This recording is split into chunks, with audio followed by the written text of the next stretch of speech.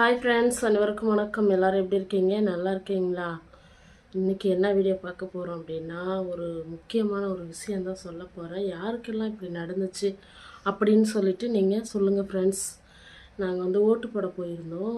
ஓட்டு போட போகும்போது எல்லாத்துக்குமே வந்து ஓட்டு போட்டதுக்கு அடையாளம் வந்து விரலில் வந்து இங்கு வைப்பாங்க.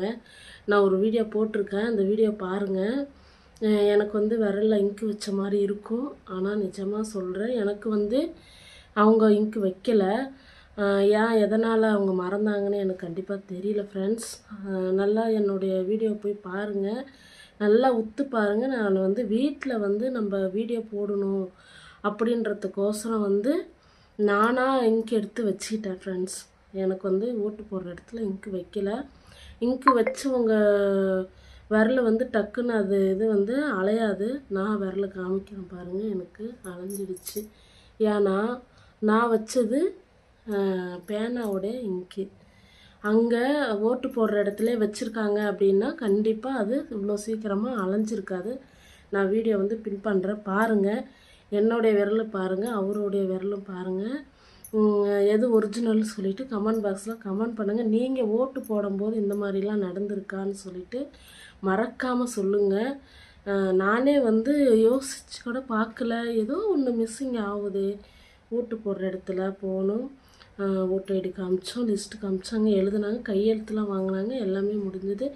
நான் போயிட்டு ஓட்டு போட்டு வெளியே வந்தேன். வெளியே வந்துட்டு எல்லாத்து கையிலையுமே பார்த்தேன் இங்கு. ஆனால் நான் வந்து இது 3வது வாட்டி தான் நான் ஓட்டு போடுறேன். 3வது வாட்டியில் இப்போ தான் வந்து எனக்கு கையில் இங்கு வைக்கல, ஏதோ ஒன்று குறையுது அப்படின்னு சொல்லி பார்க்கும்போது எல்லாரும் கையிலையுமே விரலில் வந்து அந்த மாதிரி வச்சுருந்தாங்க இங்கு. நான் வந்து எனக்கு வச்சு விடலை. அவங்களே தான் சரிம்மா முடிஞ்சிச்சு போகலாம் அப்படின்னு சொல்லிட்டாங்க. என் கையெழுத்து வாங்குகிற இடத்துல தான் இங்கு வைப்பாங்களாம். எனக்கு தெரியல. அதுக்கப்புறம் வெளியே வந்ததுக்கப்புறம் சொன்னாங்க. சரி அப்படின்னு சொல்லிவிட்டு நான் சரிப்போ அப்படின்ட்டு நான் வீட்டுக்கு வந்துட்டேன் ஃப்ரெண்ட்ஸ். உங்களுக்கு வந்து தெரியணும் அப்படின்றதுக்கோசரம் தான் ஒரு சின்ன வீடியோ இது.